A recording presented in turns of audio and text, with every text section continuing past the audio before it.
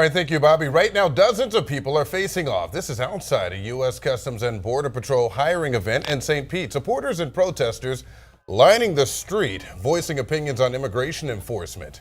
And right now, the federal agency is hosting a two-day recruitment event that's at the Carillon Park Hilton in St. Pete. Multiple positions are available related to border security and trade and travel operations. And that is where we find 10 Tampa Bay News reporter Eric Glasser. And Eric, the scrutiny has intensified for ICE since that deadly confrontation involving an officer in Minneapolis.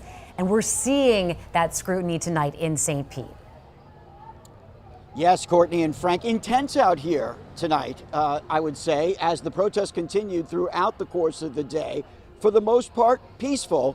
A demonstration expected to last through tomorrow.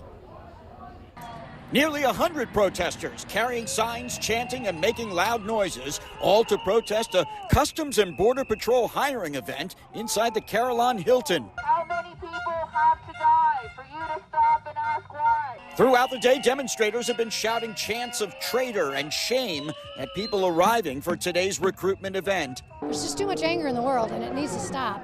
And what they're doing with ICE is wrong. Some also directed their anger at Hilton Hotels for hosting the event. I'm not okay with that. I'm not okay with any of this, and they're making a choice, and I'm paying attention. Shortly before noon, law enforcement arrived, including St. Petersburg Police Chief Anthony Holloway and Pinellas County Sheriff Bob Galtieri.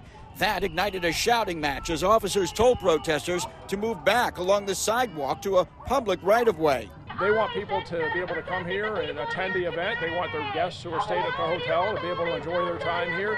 And they're trying the best they can to balance that and allow these people to do what they want to do. The sheriff also said that the hiring event is actually for Customs and Border agents, not ICE. But that didn't stop many who had been angered by the killing of Renee Good during a confrontation with an ICE officer in Minneapolis. If you stay within the bounds that we've given you, then that's fine. If you go outside those bounds, we're going to correct that. And that's exactly what happened when things briefly grew more intense during a counter demonstration. ICE is actually here for a reason, okay?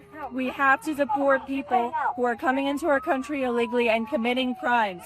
Police quickly separated the two groups, setting up cones and barriers to keep the peace. They just spar over their opposing viewpoints, but that's okay. It's America. It's what you get to do. You just don't touch each other and be peaceful. Earlier today, we reached out to the Department of Homeland Security about today's protest. Just a short time ago, they did send us a statement, and here's what it said in part. It reads, "The First Amendment protects speech and peaceful assembly, not rioting, assault, or destruction. DHS is taking measures to uphold the rule of law and protect public safety and our officers. ICE officers are facing a nearly 1,300% increase in assaults against them as they put their lives on the line to arrest murderers, rapists, and gang members. Law and order will prevail." Protesters say that they will be back out here again tomorrow. The police department tells me they will be here as well. Reporting live in St. Pete, Eric Glasser, 10 Tampa Bay News. All right, thank you, Eric. And U.S. Border Patrol says it is recruiting critical roles in law enforcement. Frontline spots have physical and mental requirements. Many roles require a bachelor's degree.